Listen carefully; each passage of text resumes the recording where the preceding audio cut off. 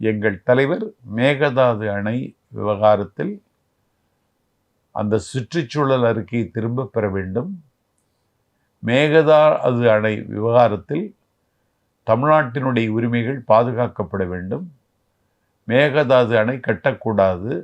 கர்நாடகத்தில் அதற்கான முயற்சி எடுத்தாலும் ஒன்றிய அரசு தமிழ்நாட்டுக்கு சாதகமாகத்தான் இருக்க வேண்டும். ஏனென்றால் காவிரி தமிழ்நாட்டுக்கு புகுந்த வீடு, கர்நாடகாவுக்கு அல்ல அது உரிமையுடையது. அதில் தான் ஒரு வரலாறு பல பேருக்கு தெரியல. குடகு மலை தான் அது உற்பத்தி ஆகிற இடம். குடகு துளு மொழி பேசுகிற மக்கள் வாழுகிற பகுதி. திராவிட மொழி குடும்பத்தில் தமிழுக்கு இருக்கிற இடம் துளுவுக்கும் இருக்கிறது.